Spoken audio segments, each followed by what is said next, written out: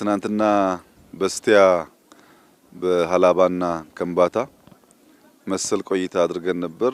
ዛሬ ደግሞ በሀዲያና በስልጤ የጀመርነውን ገጠር የማሻገር የገጠሩን የአርሶ አደሩን ህይወት የማዘመን ስራ ሞዴል ነው ያየነው። ባየነው ነገር ከፍተኛ ደስታ ተሰምቶናል። አስደማሚ ስራ ስለሆነ እያንዳንዱ የአርሶ አደር ህይወት በዚህ ደረጃ መቀየር ከቻለ ኢትዮጵያ የምግብ ሉዓላዊነት ለማረጋገጥ ከችግር ለመገላገል በብዙ መልኩ የምናነሳቸው ችግሮችን ለመፍታት ያግዛል። ለምሳሌ ኢትዮጵያ ውስጥ ቅንጨራ አለ ብለን እናገራለን። እዚህ ግን ጓሮ በቂ ፕሮቲን ነው ያለው። እንቁላል አለ፣ ማር አለ፣ ስጋ አለ፣ ዶሮ አለ፣ ፍራፍሬ አለ፣ ጎመን ሰላጣ አለ። ይሄን በልቶ ያደገ ሰው ሊቀነጭር አይችልም። ቅንጨራን በቀጥታ ሳይሆን በዚሁ ስራ ልንመልሰው እንችላለን። በጓሮ ይሄ ሁሉ ነገር ያለ ሰው ሊራብ አይችልም። በቀን 2-3 የመብላት ጉዳዩ ሊሆን አይችልም። ረሃብና ሉዓላዊነትን እዛው እያለን እንፈታለን። ለገበያም የሚያመችና የሚያውል ነገር አለው እና የተጀመረው ስራ በጣም አስደማሚና አስደናቂ ነው። ይሄንን ስራ እንዴት ማስፋት እንችላለን፣ እንዴት ማሳደግ እንችላለን የሚለው ጉዳይ ውይይትም ቁርጠኝነትም ይፈልጋል። ይሄን ማስፋት ከቻልን በ2-3-4 ዓመት ማስፋት ከቻልን ኢትዮጵያ ውስጥ የምናስበውን ለውጥ ለማምጣት በእጅጉ የሚያግዝ ነው። ከሁሉ በላይ ግን አንድ አርሶ አደር ከከብት የተለየ ቤት ኖሮት ምግቡን የሚያበስልበት እንጨት ሳይቆርጥ ማብሰል መቻሉን ማየት ለኛ ለአርሶ አደር ቅርበት ያለን ሰዎች ትርጉሙ ብዙ ነው። የሀገራችን ሰዎች በዚህ ደረጃ ህይወታቸው ተቀይሮ ማየት እና እንደው ንግግሩን ኢንፎርማል ለማድረግ ምን አይነት ስሜት እንደተሰማችሁ ሪፍሌክት አድርጉና ከዚያ ቀጣይ ሚሽናችንን አቅጣጫ ሰጥተን እንቋጫለን ማለት ነው። ይሄ ኢንፎርማል ዲስከሽን ነው፣ ግን ደግሞ ሂስቶሪካል ዲስከሽን ነው። ዝም ብለን ኢንተርቪው ከምናደርግ በዚህ መንገድ ብንወያይ የበለጠ ጥሩ ይሆናል ብዬ ተስፋ አደርጋለሁ። በጣም አመሰግናለሁ ክቡር ጠቅላይ ሚኒስትር። እኔ ትናንት በስቲያም ያየነውን ዛሬ ያየነውን የገጠር ህብረተሰብ ህይወት ያኗኗር ዘይቤ ማሻሻያ ፕሮግራም የነገዋን ኢትዮጵያ ነው የሚያሳየኝ። አንድ ፕሮጀክት ብቻ አይደለም፣ የሆነ ሰፈር የመለወጥ ጉዳይ ብቻ አይደለም። ኢትዮጵያ ነገ ዜጎቿ የሚኖራቸው ያኗኗር ዘይቤ ለውጥ ነው በዚህ አሻግሬ የማየው። በጣም ባጠረ ጊዜ የተሰራ ነው።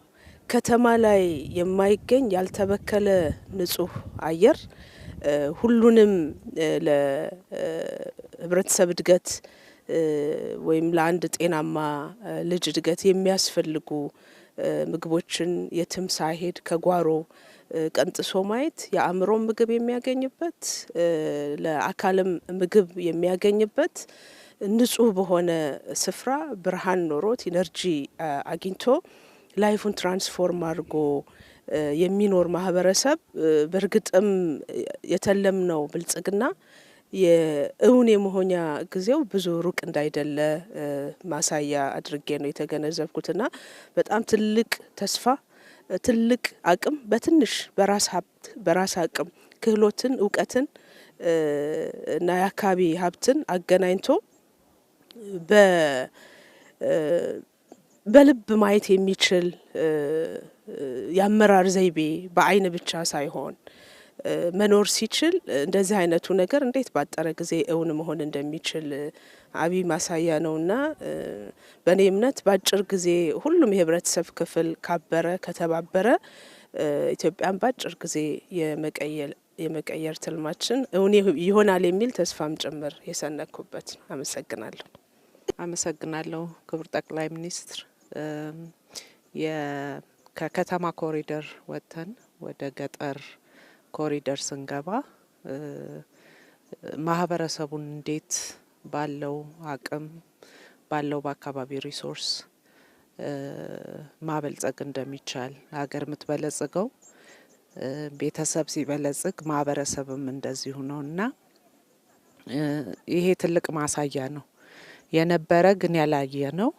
እይታን የሚጠይቅ ጉዳይ ነውና ይሄ ኢኒሼቲቭ ቤተሰብን ቀይሮ ወደ ሀገር ልማት ብልጽግና የሚያሻግረን እውንም ደግሞ መሆን የሚችል በአጭር ጊዜ ይሄ ከተከናወነ ማህበረሰቡን ህብረተሰቡን አስተባብሮ ደግሞ ሰፊ ስራ መስራት እንደሚቻልም ያየንበት ነው። በተለይ ደግሞ በገጠር ያሉ የማህበረሰብ ክፍላችን በጣም አድካሚ የሆነ የኑሮ ዘይቤ ነው ያላቸው። ይህንን የሚያቀልላቸው ሶላር ኢነርጂው የባዮጋሱ በፊት እንደ ዌስት የሚጣሉ ነገሮች ጥቅም እንዳላቸውና በተለይ ደግሞ ለእናቶችና ለሴቶች በጣም አድካሚ የሆነውን እንጨት ለቅመው በጭስ በጣም ብዙ ጉዳት የሚደርስባቸውን በቀለል ባለ መንገድ ከተማ ውስጥ ያለውን የኑሮ ዘይቤ ማምጣት የተቻለበት ነውና ይሄ ትልቅ ጠቀሜታ አለው።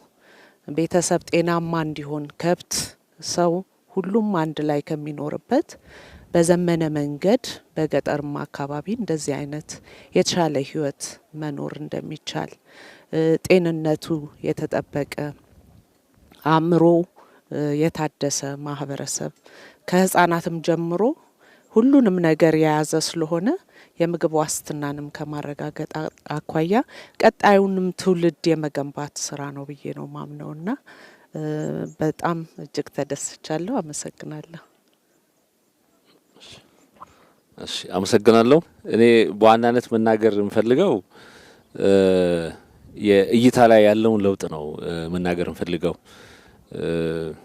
ኢኮኖሚ ለማሳደግ ጥረት ይደረግ ነበር፣ ግን ኢኮኖሚ ብቻውን ብልጽግና መሆን እንደማይችልና ሁለንተናዊ ብልጽግና የማህበራዊ ብልጽግና የሰው አናኗር ዘይቤው ራሱ መለወጥ እንዳለበት አሳይቶናል። በተለይ አሁን ብልጽግናችን እናረጋግጥ ሲባል ሰው ካናኗሩ ከቤቱ መጀመር አለበት በሚል እየሰራ ያለው ነገር እጅግ በጣም የሚደንቅ ነው። ከዛ ባሻገር በግለሰብ አርሶ አደር ደረጃም የተሻለ ኢኮኖሚ ያላቸው አርሶ አደሮች አሉ። ነገር ግን ምን አይነት ቤት ውስጥ መኖር እንዳለባቸው አያውቁም። ምን አይነት መኝታ ላይ መተኛት እንዳለባቸው አያውቁም። የአካባቢ ጽዳታቸውን በሚፈለገው ቤታቸውን በሚፈለገው ልክ በንጽህና አያያዝ እንኳን አያውቁም፣ ኢኮኖሚ ያላቸውም ጭምር። ስለዚህ ኢኮኖሚ ያላቸው አርሶ አደሮችም የተሻለ ገበያ ያላቸው አርሶ አደሮችም የተሻለ ቤት ውስጥ መኖር እንዲችሉ የተሻለ አካባቢ ውስጥ መኖር እንዲችሉ ትልቅ ለውጥ ያመጣ ነው። ከዛ ባሻገር ግን እንደ ኢትዮጵያ ብልጽግናን እውን ለማድረግ ራዕይ ሰንቀን እየሰራን ያለ ነው። ለዚህም ደግሞ ካሁኑ ከኢኮኖሚ ማሳደግ ጎን ለጎን አካባቢያችንንም ለመለወጥ አናኗራችን ለመለወጥ እየተደረገ ያለው ነገር እጅግ በጣም ትልቅ ነው። በተለይ ክቡር ጠቅላይ ሚኒስትራችን ያደረጉትን ነገር በዚህ አጋጣሚ በእኛ ክልል ውስጥ በአራቱም ዞኖች ውስጥ የሰሩትን ነገር እጅግ በጣም ማድነቅ እፈልጋለሁ። ህዝቡም ለሳቸው ጥያቄ እውነተኛ ምላሽም እየሰጠ እንዳለና እሳቸው ባስቀመጡት አቅጣጫ መሰረት ደግሞ ያንን የእሳቸውን ጥያቄ ለመመለስ እየሄደ ያለው ነገርም እውነተኛ ፍቅሩንም ህዝቡም እየገለጸ መሆኑን በዚህ አጋጣሚ ማንሳት እፈልጋለሁ። በአጠቃላይ የኢትዮጵያ ብልጽግና እውን ለማድረግ የተጀመረው ነገር እጅግ በጣም ድንቅ ነው። በዚሁ ይቀጥላል።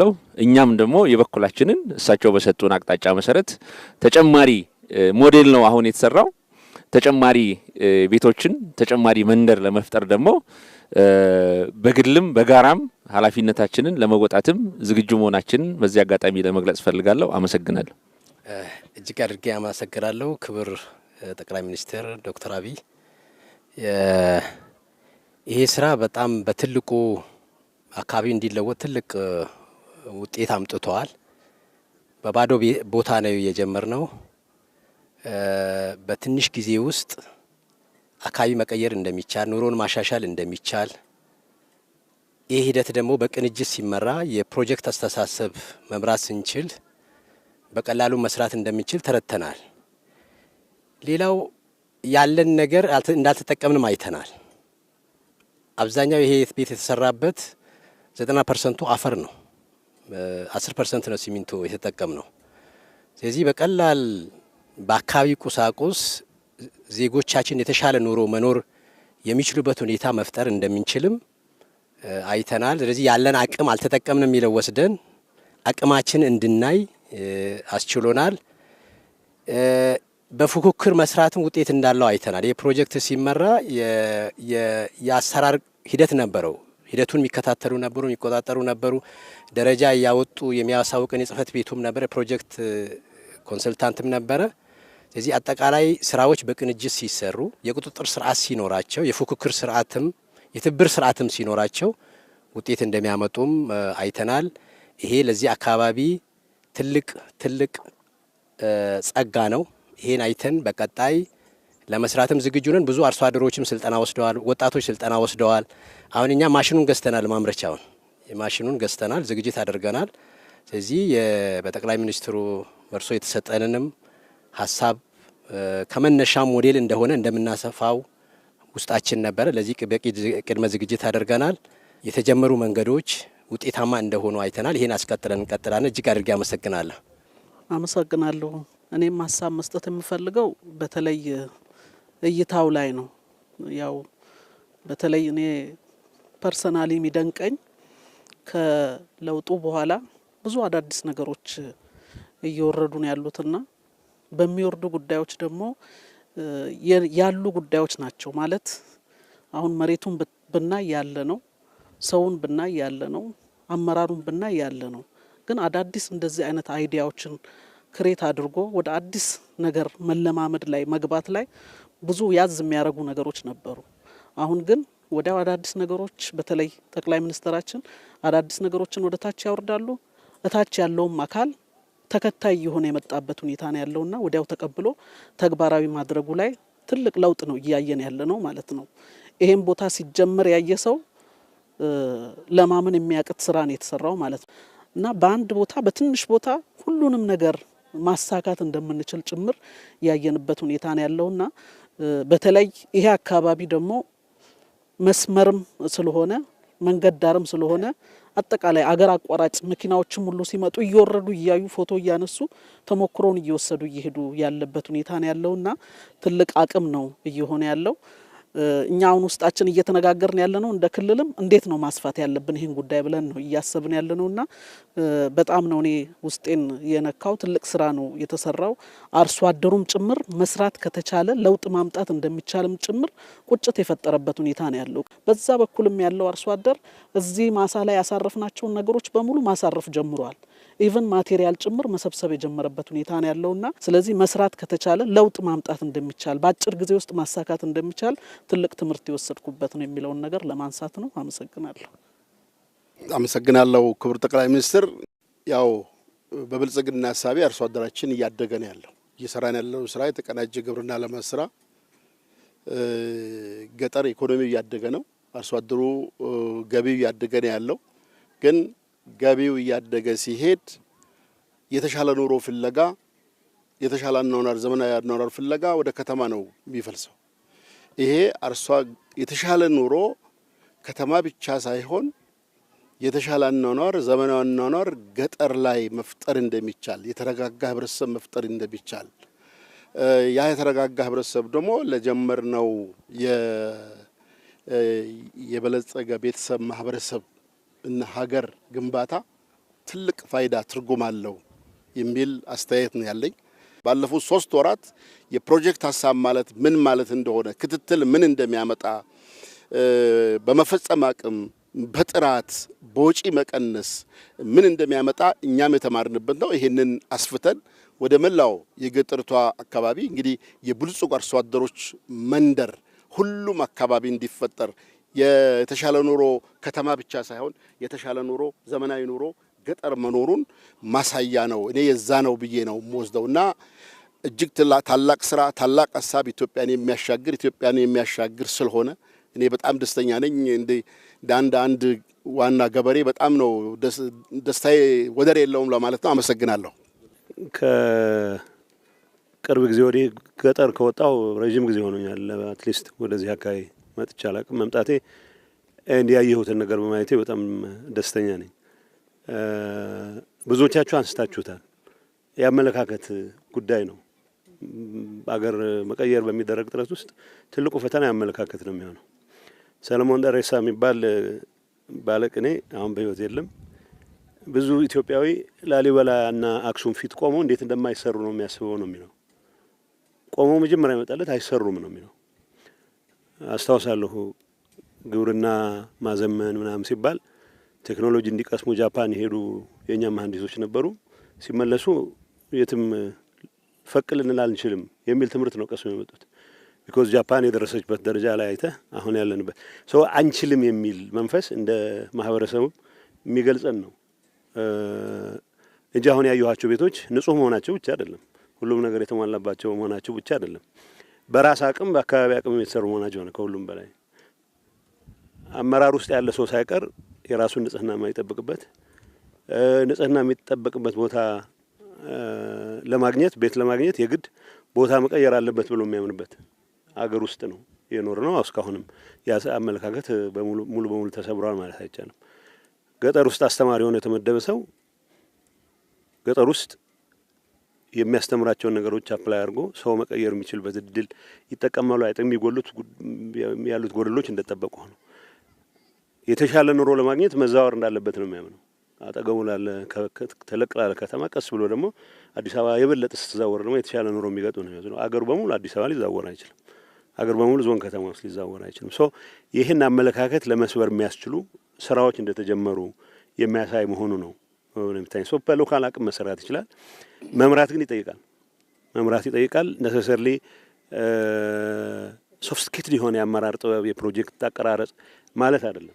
ሰዎች የተሻለ ነገር ሊፈልጉ እንደሚችሉ ተረድቶ የተሻለ ነገር ለማግኘት በሚደረግ ጥረት ውስጥ ማስተባበር፣ የአካባቢን አቅም መጠቀም፣ በጎደለ ደግሞ ሌሎች የሚሞሉበት ሁኔታ መፍጠር የሚጠይቅ ይመስለኛል። ሶ ያዩዋቸው ነገሮች አንደኛ ከቆሻሻ ነገር ጋር ወይ ከቅድም ጠቅላይ ሚኒስትር አንስቶት ነበር ከመቀንጨር ጋር የቆረምንበት ምክንያት የለም። መቀንጨር የምን ፋንክሽን ነው ብለን ስንል የሚፈለጉት የኒውትሪሽን አይነቶች ማግኘት አለመቻል ነው።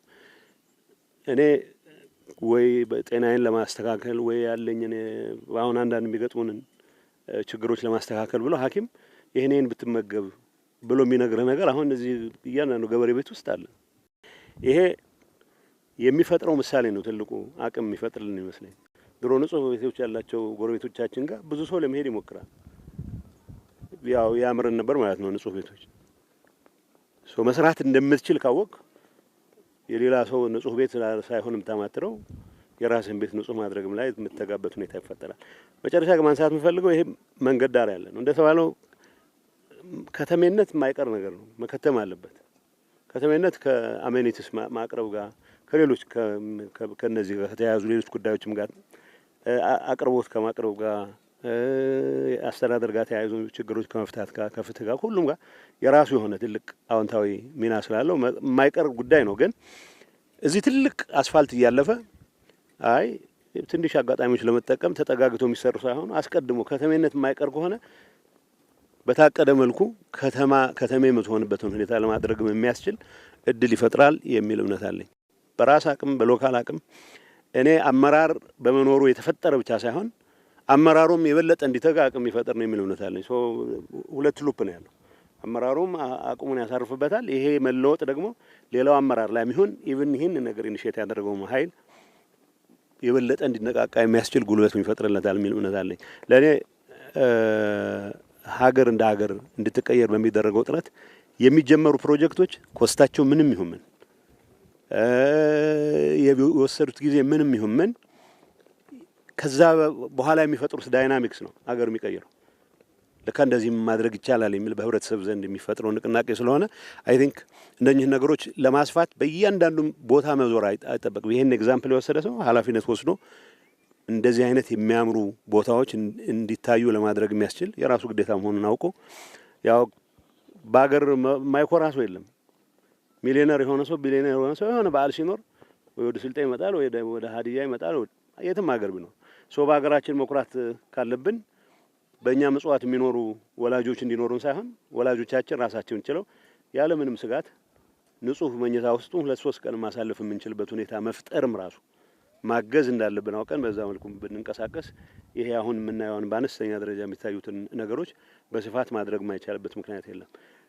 ንጹህ ነገር በበዛ ቁጥር ሰውም ቆንጨራን ለመሬት ለማልማት ካልሆነ በስተቀር እርስ በርስ ለመቀጣቀጥ የማይጠቀምበትምና ሰላም ለመፍጠር ለምናደርገው ጥረት ትልቅ አስተዋጽኦ ያደርጋል የሚል እምነት አለኝ። ሞር ኢንፎርማል የምናደርገው ብዬ ነው። አክባሪ ይስጥልኝ። አመሰግናለሁ ክቡር ጠቅላይ ሚኒስትር በዚህ ፕሮግራም በመገኘቴ እኔም ደስታዬን ለመግለጽ ነው። ይሄ ያሳየን ነገር ቢኖር አንደኛው ነገን አምጥቶ ዛሬ እንደመኖር ማለት ነው። ወደፊት የምትኖር ኢትዮጵያ በለጸገች ሲባል ሊኖር የሚችለው ምን እንደሚሆን ካየ ነው ይሄን ይመስላል ማለት ነው። ነገን ዛሬ አምጥቶ መኖር መጀመር ነው። ያለንበት መሬት ቅድም ፋቴ እንዳለችው እዚሁ ያለ ነው። ብዙ ሰው ወይ ከተማ የተሻለ ገንዘብ ያለው ቤተሰብ አለው ወይ ደግሞ ካሽ ክሮፕ አለው። አሁንም ከዚህኛው በመጠን የሚበልጥ ቤት የሚሰራ ብዙ ሰው ነበረ ድሮም። ይሄ ለውጥ የሚያሳየን ያለው ግን አንድ የተሟላ ብልጽግና ማለት ምን የያዘ ሲሆን ነው ከግብርናውም ከከተሜነቱም በቤት ውስጥ መኖር ካለበት ነገርም ያን አካቶ የያዘ ሰው ሲበለጽግ መኖር የሚችለው በዚህ መንገድ ይሆናል ማለት ነው። ብዙ ቦታ ቅድም እንደተባለው ከገጠር ወደ ከተማ ነው ሻለ ለውጥ ብሎ የሚወሰደው። ግን አደጉ የሚባሉት ደግሞ ሀገሮች የተሻለ አቅም ያለው ሰው ከከተማ ወጣ ብሎ ፈንጠራ ያለ ቦታ ነው የነዚህ አይነት ቤት ሰርቶ መኖር የሚችለውና ያንን የብልጽግና የበለጸጉ ሰዎች የተሻለ አቅም ያላቸው ሰዎች ከከተማ ግርግር ወጣ ብለው በደንብ በልጸግ ያለ ህይወት ሲኖሩ ይሄን ነው የሚመስለው። በጤንነት ባካየ ነው ቆሻሻ የሚሆን የነበረ መጸዳጃ አሁን እናቶች ድሮ አይናቸው ጭምር እስኪጠፋ እሳት ለእንጨት ለቀማ ሄደው ሱንፍ ያሉ ይጥፉበት ከነበረው ብርሃን ሆኗል፣ ማብሰያ ሆኗል። ጉልበት ይቆጥባል፣ ጤንነት ይቆጥባል፣ ማዳበሪያ ይሆናል። መብራት በተሟላ መንገድ ያገኛሉ። በአጭር ቦታ ውስጥ ሁሉም በጎ የሚባሉ ለምግብነት የሚሆኑ ነገሮችን አንድ ቦታ ያስገኛል። ሁለተኛው አኗኗር ይቀይራል። ሰዎች አሁን በተበታተነ መንገድ ለእርሻ ማይመች፣ ወፍጮ ለማስገባት ማይመች፣ መንገድ ለመስራት ማይመች፣ ኤሌክትሪክ ለመዘርጋት ማይመች የነበረው በዚህ መንገድ ሰዎች ሲደረደሩ አንደኛ ለእርሻ የሚሆን ኩታ ገጠም ለማድረግ የሚያስችል የተሻለ እድል ይፈጠራል። ሁለተኛው በቀላሉ ሰርቪስ ያገኛሉ። ሶስተኛው ለመተጋገዝ የሚያስችል ማህበራዊ ህይወታቸው ይቀየራል። ስለዚህ የተሟላ ብልጽግና የሚባለውን ነገር በዚህ ናሙና ስላየ ነው። አቅም ደግሞ ያለው ሰው ይኖራል። ይሄ ደግሞ አሁን የተጀመረው የግብርና ሁሉም አይነቶች ተጨማሪ አቅም መፍጠሪያ ደግሞ መንገዶች ናቸው። በትንሽ መሬት በትንሽ ቦታ ማሩንም አሳውም ሊጨመርበት ይችላል። ፍራፍሬው እዛው ነው ያለው። የሚታረሰው የሚዘራውም የሚረባውም አንድ ቦታ ላይ ከታከለበት ሰው በትላልቅ ማሳ ላይ ኢንዱስትሪያላይዝ በሆነ መንገድ ላይ የሚሰራ የነበረውን በኮቴጅ ደረጃ በሀውስሆልድ ደረጃ መስራት እንዲቻል አሳይቷልና ይሄም ያመላክተን አንድ ምናብ ነው፣ ነገር ማየት ነው። ነገ ምን ይኮናል የሚለውን የሚያይ መውሰድ ነው። ሁለተኛው አገር ተቋም መሪውን ይመስላል። በዚህ ደረጃ የሚያምን ራሱ ሮጦ ተንቀሳቅሶ የሚያሰራ መሪ ስላለ የሚሆን ነው። የመሪውን ደግሞ ካየ በየቀበሌው ድረስ አመራር ነው ያለው። ይሄ አብነት ምን እንደሚሆን ካየን አቅሙ በየደረጃው አለ። ሁሉም ሰው በዚህ መንገድ ከወሰደው መላው ኢትዮጵያን ይሄን የማድረግ አቅም እንዳለን ይታያል። ገበሬውም እየተቀየረ ነው፣ ከተማውም እያደገ ነው፣ ሀብት ይመጣል። ሀብቱ እያለ እንዴት መጠቀም እንዳለብን ነበር የማናውቀው። ይፈሳል ገንዘቡ እኮ ትልቅ ቤት ይሰራል፣ ግን ምን እንደሚይዝ አናውቅም ነበር የነበረውና አሁን እሱ ሁኔታ ነቀየረልን። ይሄን ይዘን ከወሰድን በየደረጃው ከተሞች ያሉም ዘመዶች አሉ፣ ገጠርም ብዙ የሚያመርቱ አሉ። አሁን እንዴት ቻናል ማለግ እንዳለብን አይተናል ማለት ነው። ከዚህ ተነስተን በጥቂት ዓመታት ውስጥ ረጅም ጊዜ የሚወስደው ብልጽግና ወደ ራሳችን አስጠግተን መኖር የምንችልበት አይን ገላጭ የሆነ ነገር ነው። አይን ይፈልጋል፣ ልብ ይፈልጋል፣ መስጠት ይፈልጋል። እነዚህ ተደምረው ነው ይሄን ነገር ያመጡት። የተሟላው ነገር ግን በእጃችን ስላለ ቀጣይ መላ ሀገሪቱን ወደዚህ መቀየር የሚያስችል እድል ፈጥሯል የሚል እምነት አለኝ። አመሰግናለሁ። ክቡር ጠቅላይ ሚኒስትር እጅግ በጣም አመሰግናለሁ። በእውነት ይሄ ስራ ከዛሬ 3 ወር በፊት ሲጀመር በአራቱም ዞንና እንዲሁም አንበሪቾን ጨምሮ መጥተው ስላዩልን የመሰረት ድንጋይ ስላስቀመጡልን ከዛም ከ3 ወር በኋላ ስራ አልቆ ተጠናቆ ለእያንዳንዱ ግለሰብ የሚመጥንና ደረጃውን የሚያሳይ ቤት ሰርተው ስላስረከቡልን በራሴ ስምና በክልሉ ሕዝብ ስም እጅግ በጣም አመሰግናለሁ። በመቀጠል የከተማ ኮሪደር ሲሰራ የከተማ ኮሪደር የሚይዛቸው መሰረታዊያን የሚባሉ አሉ፣ ወይም ቤዚክ ኮምፖነንት የሚባሉ አሉ። በተመሳሳይ ሁኔታ የገጠር ኮሪደርም ሲሰራ ቤዚክ ኮምፖነንት የሚባለው ወይም መሰረታዊ ተጠቃለውበታል። ዋናው ቤት ላይ በከተማም ጭምር ያሉ ሳሎን ቤት ያለው 3 መኝታ ቤት ያለው ስቶር ያለው ወደ ኋላ ስንሄድ ደግሞ ሰርቪስ ቤት ያለው በሰርቪሱ ቤት ውስጥ ለጥጆች ማደሪያ ቤት ያለው መጸዳጃ ቤት ያለው ኪችን ያለው ይሄ የተሟላ ነው። ወደ ጓሮ ስንሄድ የተለያዩ አትክልቶች ለራሳቸው ፍጆታ የሚጠቀሙበት አልፎ ተርፎ ደግሞ ለሽያጭ የሚውሉበት ከቤቱ ፊት ለፊት ስንመጣ ግሪነሪ ያለው በተመሳሳይ ሁኔታ የተለያዩ ፍሩቶችን አትክልቶችን አምርቶ ሊሰጥ የሚችልበት ቦታ የተለያዩ አገልግሎቶች ስንመለከት የሶላር መብራት አገልግሎት የሌላ መብራት መጠቀም አቅማችን ወደዚህ እስከምናመጣው ድረስ ያንዳንዱ አርሶ አደር ሶላር ተጠቅመው የመብራት አገልግሎት እንዲያገኝ ምግቦችን በሱ እንዲያበስል ከብቶቹን ቀን የሚያውልበት ቦታ የሚያበላበት ቦታ ከብቶችን ደግሞ ዳሪ ተጠቅመው ባዮጋዙን የማብላላት ይሄ በጣም ትልቅ ነው። ሌላ ሀገር ላይ ስንሄድ የምንመለከተው የምንቀናው ነገር ዛሬ በሀገራችን ተግባራዊ ሆኗልና ይሄ በጣም ትልቅ ስራ ነው ብለን ነው የምንወስደው። ለነበሩት ሀሳብ ላረጉልን አጠቃላይ የመምራት ሰርቪስ ወይም አገልግሎትና ስለመሩን ጭምር እጅግ በጣም እናመሰግናለን። በቀጣይ ከዚህ ወስደን እኛ ይሄን ጉዳይ ማስፋፋት መቻል አለብን።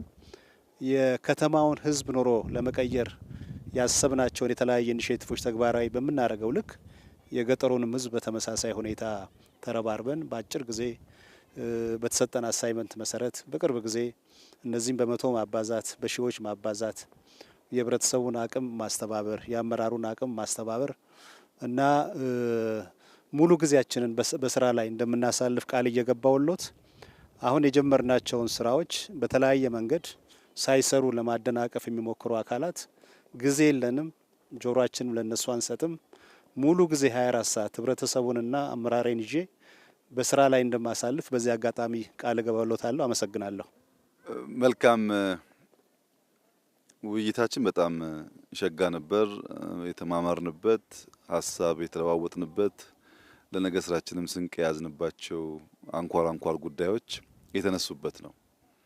በጥቂት ጉዳዮች ላይ ብቻ ሪፍሌክት ለማድረግ ጌታቸው ካነሳው ሀሳብ ተነስቼ ትንሽ እሱ ያጎደለውን ላክልበት።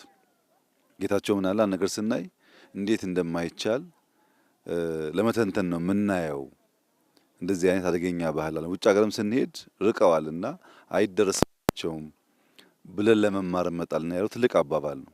እሱ ላይ ግን ላክለው የምፈልገው ነገር አለኝ። የጌታቸው ሀሳብ ሙሉ እንዲሆን እንዴት እንደማይቻል ብቻ አይደለም ጌታቸው የምናየው፣ ከተቻለም ለመካድ ያለን ሙከራ ነው አደገኛ የሆነው። ለምሳሌ ከተማ ኮሪደር ስንሰራ በተደጋጋሚ አንስቼዋለሁ። ማን ዲዛይን አደረገላቸው? ማን ሰራላቸው? ገንዘቡ ከየት መጣ?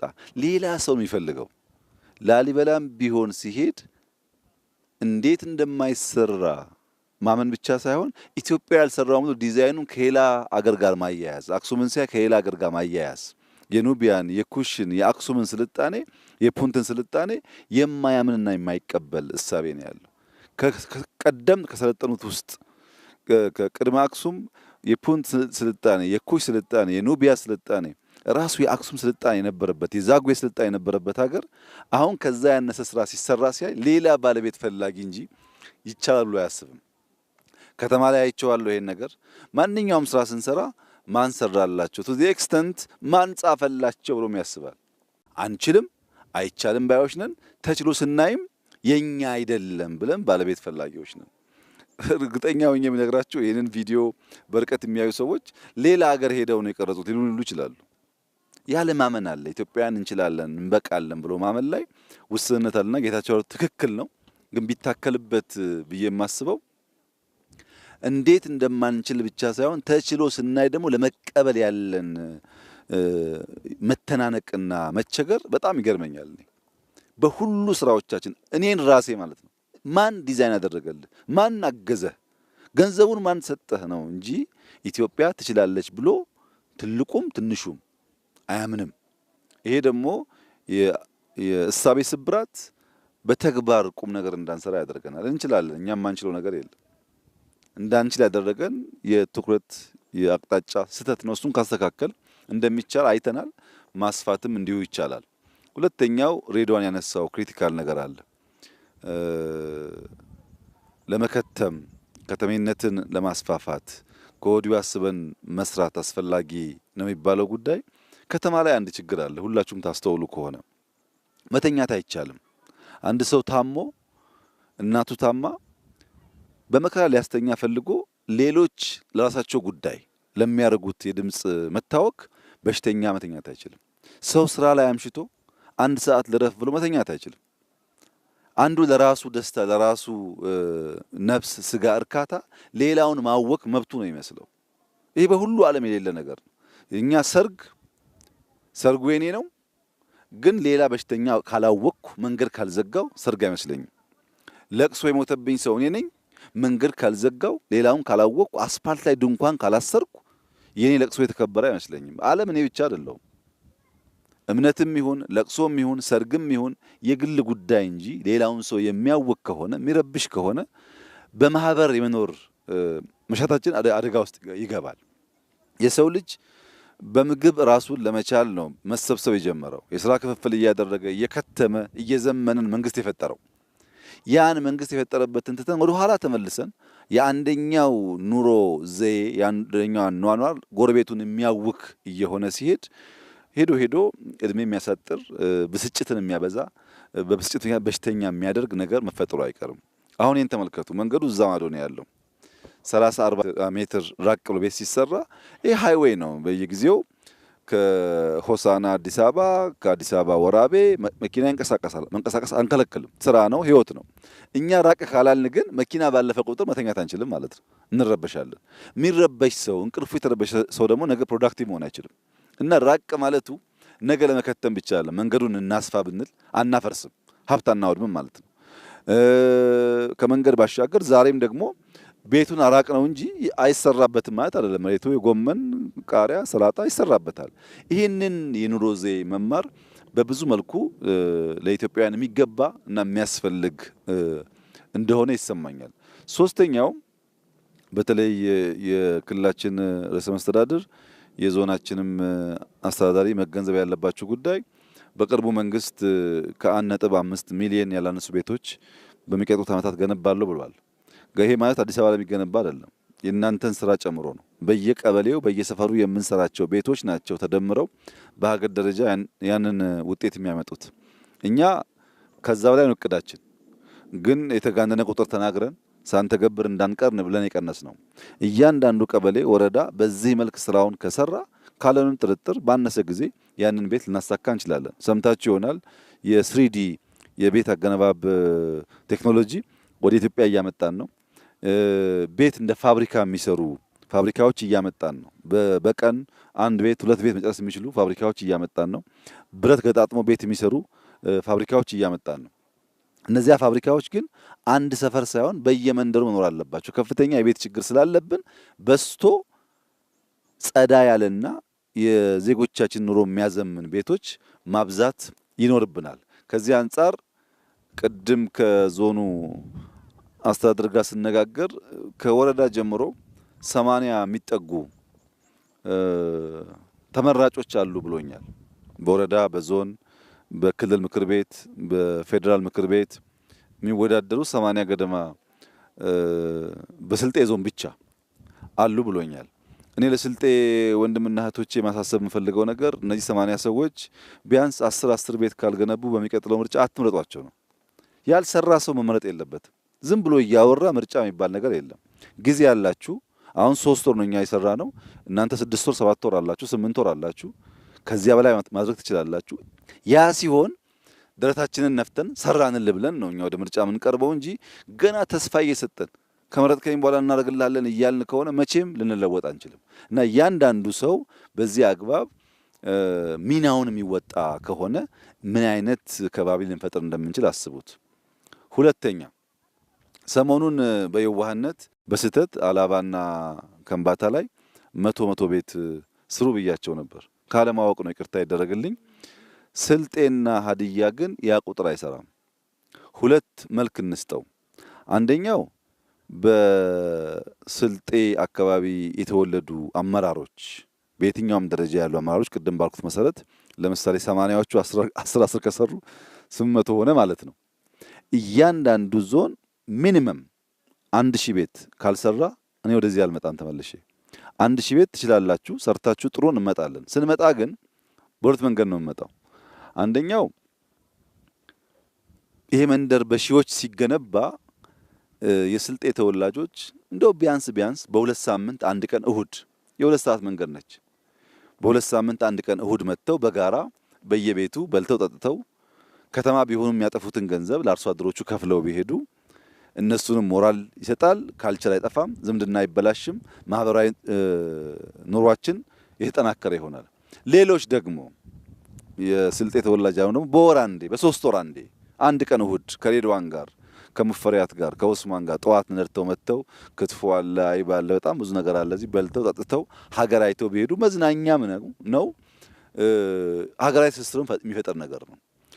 እንግዲህ የሚያሳዝነው ነገር ከበደ ታሟል ከተባለ ለማዋጣት ሩጫችን አስቡት። እንዳይታመም ኑሮውን ጤነኛ ለማድረግ ግን መስራት እንችላለን።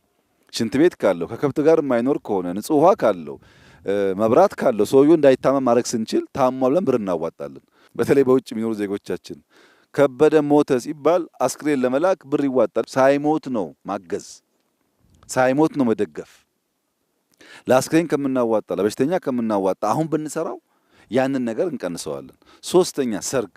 የኢትዮጵያ ሰርግ የውድድር የታይታ ሆኗል። የኢትዮጵያ ሀዘንና ለቅሶ ቤት የታይታ ለቅሶ ቤት እኮ ሰርግ ነው። ቁርጥ የሚበላበት ነው። ቢራ የሚጠጣበት ነው። ምን ያደርግልናል? በለቅሶና በሰርግ እንደዛ ከምናባክን ሀብታችንን እነዚህ ምስኪኖች በማገዝ ታቸውን በመቀየር ብንጠቀምበት እና ዜጎች መለወጥ እንችላለን ብለው አምነው የገንዘብ ብክነታቸውን ትክክለኛ ቦታ ላይ ቢያውሉ ባጠረ ጊዜ ውስጥ መቀየር እንችላለን። እኛ የከተማ ኮሪደር ስንል እርግጠኞች ነበርን እንደሚቀየር። ሳናስብበት ዘለን የገባንበት ጉዳይ አይደለም። ብዙ መክረን ከወረዳ በላይ ያሉ ሰዎች አሰልጥነን በጉዳዩ ተወያይተን ሀብት የምናገኝበትን መንገድ አስበን ከተማ ጀመርን። አሁን ይሄ ስራ ሲጀመር ድንገት የመጣን ይመስለው ሰው አለ። ድንገት አልመጣንም። ከተማ ስንሰራ ምልክቶች አየን። ከተማ እያማረ ሲሄድ ዜጎች ከገጠር ወደ ከተማ መፍለስ አበዙ። ከተሞች ያላቸው ሀብት ውሃው፣ መብራቱ ለሚፈልሰው ሰው በቂ አይደለም። ተመልሶ ድሮ የምናውቀው ነገር ሊፈጠር ነው። በየቦታው ዝመናን ካላመጣን በቀር በከተማ የምናደርገው ስራ ይበላሻል የሚል ስጋት ነበረን። ስናጠና ዲዛይን ስናሰራ ቆየን። ዋናው ጭቅጭቃችን የነበረው ከስራው በፊት አንደኛ ከ3 ወር ባነሰ ያልቃል ወይ ነው። ሁለተኛ አብዛኛው ማቴሪያል ሎካል ይሆናል ወይ? ከሆነ ቦታ መተን ብንሰራው አይቀጥልም። እንዳያችሁት ነው። ጭቃው 90% አፈሩ ሁሉም ቦታ የሚሰራው ሎካል ነው። የሀዲያውም ሀዲያ ነው፣ የከምባታውም ከምባታ ነው፣ የሀላባውም ሀላባ ነው። ሌሎች ክልሎችም ካለ እንደዚሁ እዚህም ስልጤ ያየ ነው እንደዚያ ነው። ሎካል ማቴሪያል ተጠቅመን ወጣቶች አሰልጥነን ይሄንን ቤት የምንሰራ ከሆነ ስራ እንፈጥራለን፣ የጸዳ ኑሮ ዘዬ እንከተላለን፣ የሰው ፍልሰት እንቀንሳለን። እኔ እርግጠኛ ሆኜ የምነግራችሁ በገጠር እንደዚህ አይነት ህይወት ካለ ብዙ ሰው ከተማ የሚመኝ አይመስለኝም። በተለይ መንገድ ኖሮ በቀላሉ መጓዝ የምንችል ከሆነ ሰው ምን ያደርጋል ከተማ ውስጥ? ከተማ እኮ ቆሻሻ ነው ብዙ ነገር፣ አየሩም ድምጹም አያስተኛም፣ ረባሽ ነው። እዚህ ይሻላል እና ይሄንን ነገር ማስፋት የፖለቲካ ስራ አናድርገው። እኛ የተሰጠን ሲዝን ለቁም ነገር ነው። ይሄንን ቁም ነገር የህዝባችን ኑሮ ቀይረን እያንዳንዱን ሃውስሆልድ ቀይረን ካላየን በቀር ትርጉም የለውም። ሌሎች ደግሞ ላልተገባ ዓላማ ጊዜና ሀብታቸውን ለሚያጠፉ ወንድምና እህቶቻችን ያለኝ መልእክት እውነት ለመናገር ጀግና ኢትዮጵያ ውስጥ ትርጉም ብልሽት አለው። ጀግና ማለት ክላሽ አንግቦ መሄድ አይደለም። ጀግና ማለት የአንድን አሮጊት ቤት የሚሰራ ማለት ነው። ክላሽ ማንገብ የሚያስፈልግባቸው ቦታዎች፣ ሁኔታዎች፣ ሙያዎች ይኖራሉ። አብዛኛው ማህበረሰብ ግን ክላሽ ከሚያነግብ የድሃን ቤት ቢቀይር ይሻላል እና ጀግንነታችን ሀገር በማልማት ሀገር በመቀየር ህዝብ በመቀየር ብናደርገው እኛ ለማኞች ልንሆን አይገባም። እንደዚህ ያለ የሚያምር ሀገር ያለን ሰዎች ሆነን ለማኝ መሆናችን ያሳዝነኛል። አሁን በቅርቡ ከልመና ነፃ ለመውጣት ስራ ጀምረናል። ህዝብ አወያይተን ታውቃላችሁ። ወደ 7-8 ክልሎች ጨርሰዋል። ማወጅ ይፈልጋሉ፣ ግን ያልጨረሱ ሰዎች አሉ። ለምን ያልጨረሱም? የተፈናቀሉ ዜጎች አሉ። ያ የተፈናቀለው ዜጋ ቤቱ ገብቶ ቤቱ እንዲገባ አድርገን እንዲህ አድርገን ሰርተንለት ህይወቱን ብንቀይር ኢትዮጵያ ባጠረ ጊዜ ውስጥ የማንንም ስንዴ ማትለምን መሆን ትችላለች። ሰው አፈናቅሎ ማፈን ፖለቲካ ሆነ ኢትዮጵያ ውስጥ። ሰው ቤቱ ቀየው እንዳይመለስ ፖለቲካ፣ ክላሽ መያዝ፣ መሰልጠን፣ ማደግ፣ መጀገን ሆነ፣ መበላላት፣ መጀገን ሆነ። እንዴት ሎ መሬቱ ይልማታል? እና ከዚህ ወጥተን በሀገር ደረጃ የሚጨበጥ ለውጥ ብናመጣ ቢያንስ ልጆቻችን ከስደት፣ ከችግር፣ ከእርዛት፣ ከጦርነት ተላቀው በሰላም ደስተኛ ህይወት እንዲኖሩ ስለሚያደርጋቸው እኔ ለእናንተ እዚህ ላላችሁ ሰዎች ያለኝ መልእክት እንግዲህ 3 ወር የተባለው እኛ መምጣት ስላልቻልን ነው እንጂ ከወር በፊት አልቋል ስራው። በነበረው ፕሮግራም የተጨናነቅ ነው። 2 ወር 3 ወር ውስጥ እንደዚህ ያለ መንደር መስራት ይቻላል። ይህንን የስልጤ ዞን አመራሮች፣ የሀዲያ ዞን አመራሮች በሺዎች ደቡብ አፍሪካ ብትሄዱ በጣም በርካታ ዲያስፖራ ሀዲያ አለ። ለዚህ 2-3 ቤት መስራት ለነሱ ከባድ አይደለም። ሁሉ ባይችሉ የሚችሉ ብዙ ናቸው። ስልጤም እንደዚሁ ነው። በከተማ በጣም ንግድ የሚወዱ ገንዘብ የሚሰሩ ዜጎች አሉበትና ለማህበረሰባችን ቁም ነገር ሰርተን የሚጨበጥ የሚታይ ነገር ጥል ለማለፍ የሚያግዝ ስለሆነ እንረባረብ፣ እንስራ ነው። ካልሰራን በቀር ሀገር አይለወጥም። ዝም ብሎ አሁን ያለው የምኞት እንትን አይሰራም። መስራት ይፈልጋል። አንደኛ ማመን ይፈልጋል። እችላለሁ ብሎ ማመን ይፈልጋል። እበለጽጋለሁ ብሎ ማመን ይፈልጋል። ማመን ብቻውን ግን በቂ አይደለም። መስራት ይፈልጋል። ያኔ ፈጣሪም ያግዛል፣ ሰውም ያግዛል። እዚህ ይህንን ስራ የተማሩ ሰዎች የዚህኛውን ሰውዬ ቤት ለመቀየር ምንም ችግር የለባቸውም ማለት ነው እና የዞናችን አስተዳዳሪ 1000 ቤት በ1 ወር ከጨረስክ በ1 ወር እንመጣለን፣ በ2 ወር ከጨረስክ በ2 ወር እንመጣለን፣ በ6 ከጨረስክ በ6 እንመጣለን። እኛ ግን ስራው ሳይሰራ ዳግም የምንወደውን የስልጤ ህዝብ የምናይበት እድል የለም ማለት ነው። ካልሰሩ ሰዎች ጋራ ጊዜ አናባክንም። ሁለተኛ ውድድር ያስፈልጋል። እንዴት ስልጤ ከሀዲያ ያንሳል? እንዴት በክላሽ እኮ አይደለም፣ በቤት ግንባታ እንዴት ሀዲያ ከከምባታ ያንሳል?